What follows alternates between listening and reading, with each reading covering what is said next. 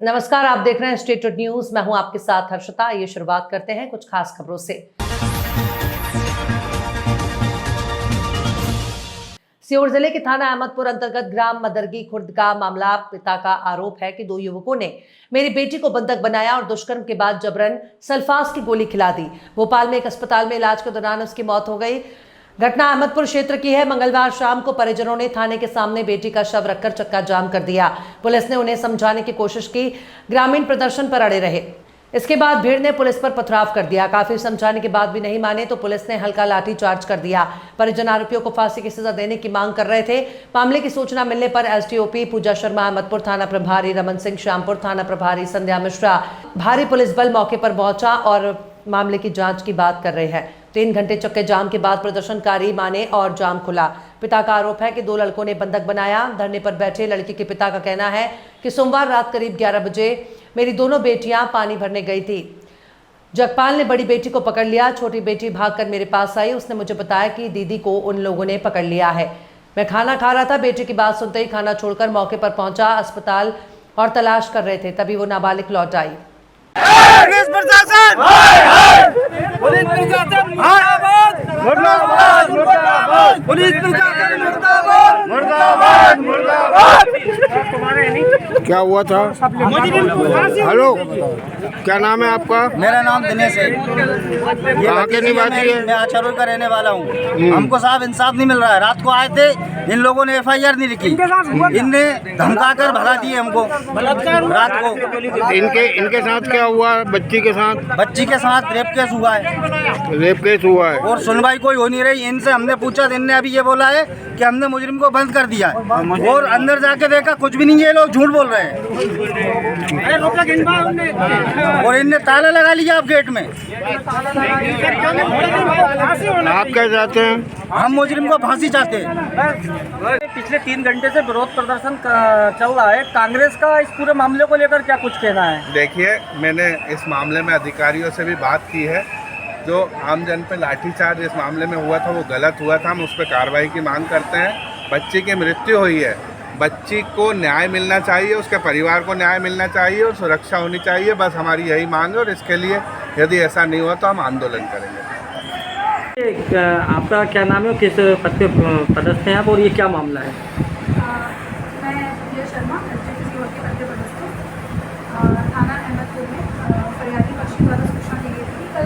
कल बताया गया है कि कल उनकी बच्ची के साथ आरोपी पक्ष द्वारा दुष्कर्म किया गया था, जिससे प्रताड़ित होकर बच्ची ने रात में पॉइजन खा ली और इसके कारण सुबह आज उसकी डेथ हो गई है।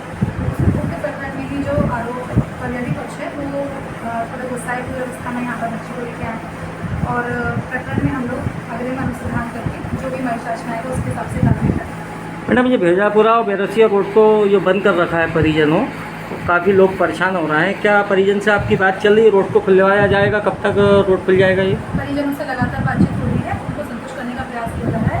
जैसे ही परिजन संतुष्ट होते हैं हम ये रोड जो है कहाँ के लोग ये लोग घटनाक्रम? में जो एक मामला है, इस मामले के बारे में हमें पूरे विस्तार से जानकारी। जी, मगरदी खुर्द की एक बच्ची के द्वारा जहर खाने के पश्चात हॉस्पिटल ले जाया गया। यहाँ से रेफ़र करके और उनको भोपाल हिमिदिया हॉस्पिटल ले जाया गया। वहाँ पर उनकी डेथ हो गई। जैसे ही डेथ हुई, परिजन लड़की का शव लेकर थाने के सामने बैठ गए थे। उनके द्वारा ये मांग की गई कि बच्ची के साथ में जो गलत काम किया है उसके खिलाफ FIR की जाए और पुलिस द्वारा जो है वैधानिक कार्रवाई की जा रही है परिजनों के कथन लेकर, और जो सबूत हैं उसके आधार पर आगे की कार्रवाई की जा रही है। ज्ञात हुआ है कि जो मरी हुई लड़की, उसका क्या किसी ने जान से मारा या उसने सल्फास खाई? ऐसा क्या कारण रहा जिससे उनकी मौत हुई? अभी तक PM रिपोर्ट नहीं आई है। अभी जो ऊपरी जानकारी उसमें यही था कि कोई जहरीला पदार्थ खाने के बाद में डेथ हुई है। वो खाया है या खिलाए गए, जांच का विषय है। आगे जांच की जा रही है। बलिया शहर के हनुमानगढ़ी मंदिर में बड़े मंगलवार के दिन हजारों लोगों ने हनुमान जी का प्रसाद लिया। इस अवसर पर एमएलसी रविशंकर सिंह पप्पू ने पूजन किया और सबको प्रसाद वितरित किया। अनिल वर्मा ने बताया कि वे पिछले 17 वर्षों से लगातार इस भंडारे का आयोजन कर रहे हैं और उन्हें लखनऊ में लोगों को बड़े मंगलवार पर भंडारा करते देखा था, जिससे प्रेरित होकर उन्होंने बलिया में भी भंडारे का आयोजन शुरू किया। हनुमान जी की पूजा को उनकी अद्वितीय शक्ति, भक्ति और साहस का प्रतीक माना जाता है। हनुमान जी के भक्तों के लिए मंगलवार का दिन विशेष महत्व रखता है और इस दिन उनकी पूजा का विशेष महत्व होता है। इस दिन हनुमान चालीसा का पाठ करना भगवान हनुमान को प्रसन्न करने का एक प्रभावी तरीका है। बलिया के हनुमानगढ़ी मंदिर में आयोजित भंडारे में हजारों लोगों ने प्रसाद ग्रहण किया। इस अवसर पर एमएलसी रविशंकर सिंह पप्पू की उपस्थिति ने भक्तों को और भी उत्साहित किया। हर साल 17 वर्षों से लगभग ये भंडारा हम लोग लखनऊ में विगत 17 वर्ष पहले हमने देखा था, तो सोचा कि मैं बलिया में क्यों ना इस काम को चालू करूं, और 17 वर्ष पहले इसको मैं प्रारंभ किया और आज तक लगभग 17 वर्षों से चला रहे हैं। सर, देखा जाता है कि हर साल की बात है, इस साल भी आप जेठ के चौथे मंगलवार के शुभ अवसर पे भंडारे का आयोजन किए हैं। हजारों की संख्या में लोग प्रसाद ग्रहण कर रहे हैं। ये श्रद्धा आपको ऊर्जा मिलता कहाँ से? अरे प्रभु का कृपा ही है ना, हम लोग का कुछ है, ये तो सब भगवान का है, दिया हुआ है, इसलिए हम लोग लगे रहते हैं। और कोई इस पे कोई ये नहीं है कि कोई हम लोग का लालच नहीं है। जबलपुर के अंधेर देव के रहने वाले अभिषेक चौरसिया की शिकायत पर लोकायुक्त जबलपुर के द्वारा उमती थाना के आरक्षक नितेश शुक्ला को 5000 की रिश्वत लेते रंगे हाथों गिरफ्तार किया। जानकारी के मुताबिक अभिषेक चौरसिया के सोने के कंगन उसके दोस्त के द्वारा खुर्द बुर्द करने की शिकायत उमती थाने में प्रार्थी गया था, जहां आरक्षक नितेश शुक्ला के द्वारा शिकायतकर्ता की बाइक को जब्त कर 5000 रुपए की रिश्वत की मांग की गई थी, नहीं तो नकली कंगन गिरवी रखने के जुर्म में मामला बनाने की बात की जा रही थी, जिससे परेशान होकर आवेदक ने लोकायुक्त जबलपुर को इसकी शिकायत की। आवेदक की शिकायत पर लोकायुक्त ने नितेश शुक्ला को 5000 रुपए रिश्वत लेते रंगे हाथों गिरफ्तार किया। साथ ही आरक्षक के साथ एक और कर्मचारी है, जिनके लोकायुक्त द्वारा जांच जारी है। इसमें फरियादी शिवम चौरसिया है, ये अंधेर देव का रहने वाला है और इसका हार्डवेयर का बिजनेस है। तो इसको बिज़नेस के लिए कुछ पैसों की आवश्यकता थी, तो इसने क्या किया कि अपने तरफ से सोने के 2 कंगन आयुष सोनी है, उसका फ्रेंड है, उसको गिरवी रखे थे और उससे बात हुई थी कि 3.5 लाख रुपए ले लेंगे, मतलब गिरवी के रूप में उसको पैसे मिलेंगे। लेकिन उसके दोस्त ने वो कंगन इधर उधर कर दिए तो और ना पैसे दिए, तो ये काफ़ी दिनों से इस बात के लिए परेशान था। तो इस बात की शिकायत करने के लिए वो एक लिखित आवेदन पत्र लेके थाना ओमती 27 तारीख को गया था। तो थाना ओमती में सबसे पहले उसका सामना नीतेश शुक्ला से हुआ। नीतेश शुक्ला ने आवेदन देखा और बोला कि इसमें बहुत सी कमियां हैं, इसमें चेंज करके लेकर आओ और तुम्हारा मामला कायम हो जाएगा। तो उसको वापस कर दिया। फिर ये दूसरे दिन 28 तारीख को फिर गया, तो उसने नीतेश शुक्ला ने सब इंस्पेक्टर शिव गोपाल गुप्ता हैं, उनसे मुलाकात कराई। क्योंकि अधिकारी तो वही है, उस शिकायत को का डिस्पोजल करने का अधिकार सिपाही को तो है नहीं है। तो गुप्ता जी ने कहा कि इस शिकायत में बहुत सी कमियां हैं, शिकायत पत्र में आप ले जाओ और ये चेंज करके लाओ। नीमच जिले की मनासा जनपद की ग्राम पंचायत पड़दा के सरपंच सुभाष श्रीमाल से करवेच के दौरान हमारी मीडिया टीम ने चर्चा से सरपंच ने बताया कि मेरी ग्राम पंचायत में मेरे कार्यकाल में बहुत से विकास कार्य करवाए गए हैं। मेरे द्वारा 10 सीसी रोड बनाए गए हैं, जिसकी लागत 1 करोड़ लगभग है। जनता की सुविधा अनुसार 10 हाई मास्क लाइट, हर पोल पर स्ट्रीट लाइट और सीसीटीवी कैमरे और सूचना के अनुसार स्पीकर, माइक, सुविधा और स्वच्छता को देखते हुए घर घर से कचरा, वाहन कचरा एकत्र करने के लिए और अन्यत्र जगह इकट्ठा करने के लिए स्वच्छता अभियान चलाया जा रहा है। शमशान घाट में बाउंड्री वॉल, नालों का निर्माण और बहुत से विकास हमारे ग्राम पंचायत में मेरे कार्यकाल में करवाए जा रहे हैं। आगे क्या कुछ कहा पड़दा ग्राम पंचायत के सरपंच सुभाष श्रीमाल ने, देखिए हमारे चैनल की इस खास खबर में। मेरे कार्यकाल में सबसे पहले तो मैंने ये सीसी रोड बनाए, करीबन 10 सीसी रोड बनाए, जिनकी लागत है करीबन 1 करोड़। और उसके अलावा पूरे गांव में स्ट्रीट लाइट लगवाई, 10 हाई मास्क लाइटें लगवाई और हर पोल पर लाइट मिलेगी आपको और सब चालू है। इसके अलावा साफ़ सफाई के लिए मैंने कचरा वाहन लिया है, ट्रैक्टर और ट्राली, जिससे प्रतिदिन कचरा कलेक्ट करते हैं और एक निर्धारित स्थान पर उसको डालते हैं। पूरे गांव में घूम के और पूरा कचरा कलेक्ट करते हैं। इसके अलावा कैमरे पूरे गांव में कैमरे लगा रखे हैं, सीसीटीवी कैमरे और माइक के साउंड पूरे गांव में। कुछ सूचना होती है तो पूरे गांव में एक साथ सूचित किया जाता है। हाँ। इसके अलावा अभी नाले की साफ सफाई पूरे गांव में लगभग हो चुकी है और कम से कम 6 नाले बनाए हैं जो गांव के चारों तरफ पानी इकट्ठा होता था गांव में, और निकासी के लिए 4 नाले की, इससे पानी अभी जो बारिश हुई है उसमें निकासी होगा। अच्छा निकास होगा।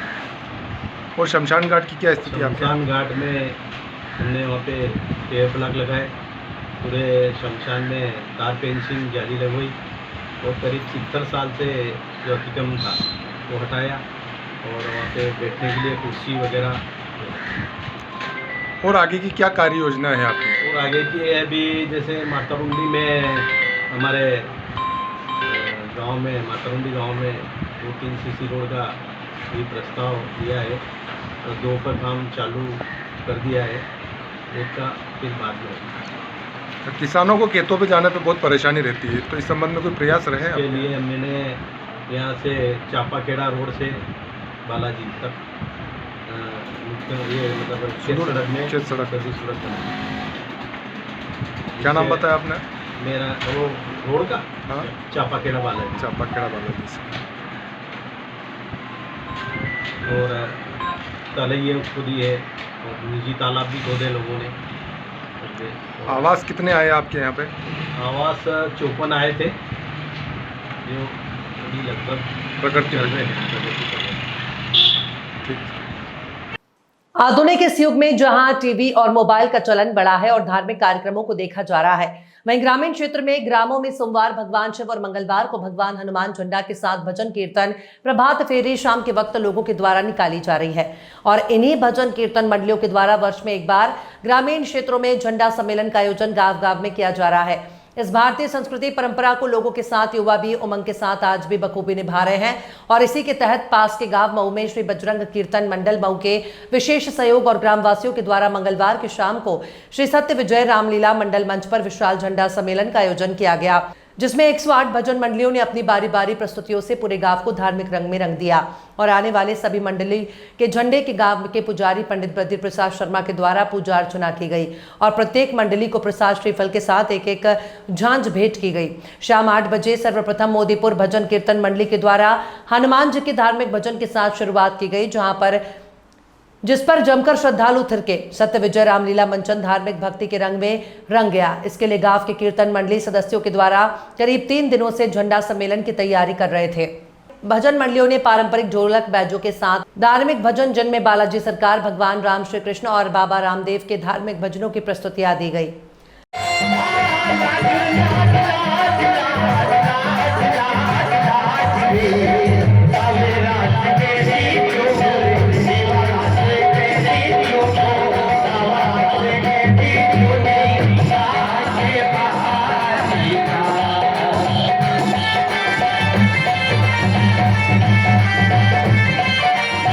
सच्चाई विभाग संयुक्त कर्मचारी संघर्ष समिति उत्तर प्रदेश जनपद शाखा बलिया ने एकमात्र मांग को लेकर 1 दिवसीय धरना प्रदर्शन दिया। इस प्रदर्शन में सच्चाई विभाग के समस्त मान्यता प्राप्त संघों का संयुक्त मोर्चा शामिल था। इस प्रदर्शन का मुख्य कारण सच्चाई विभाग के कर्मचारियों की मांगों को पूरा करना। कर्मचारियों ने अपनी मांगों को लेकर सरकार से अनुरोध किया था, लेकिन उनकी मांगों को पूरा नहीं किया गया।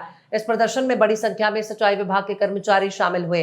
प्रदर्शनकारियों ने अपनी मांगों को लेकर सरकार से अनुरोध किया और उन्हें जल्द से जल्द पूरा करने की मांग की है। ताकत पांडे है, मैं एक नलकूप चालक हूं और राज्य कर्मचारी संयुक्त परिषद का कार्यकारी अध्यक्ष हूं और सिंचाई संघ का भी कार्यकारी अध्यक्ष हूं। संघर्ष समिति बना है, उसका भी मैं अध्यक्ष हूं।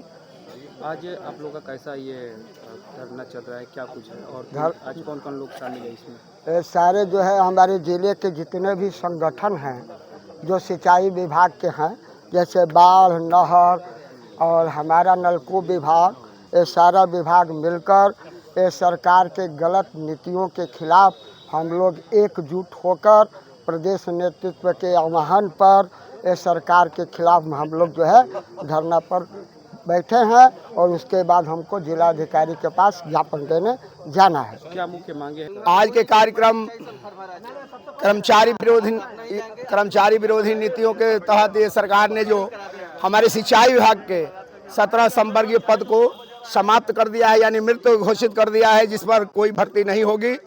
और इससे हमारे किसान नीतियों के विरोध में और नौजवानों के विरोध में और कर्मचारियों के विरोध में जो 14/5 को ये जो शासनादेश किया है, उसके विरोध में हम लगे हुए हैं। और ये धरना प्रदर्शन का कार्यक्रम आज चल रहा है।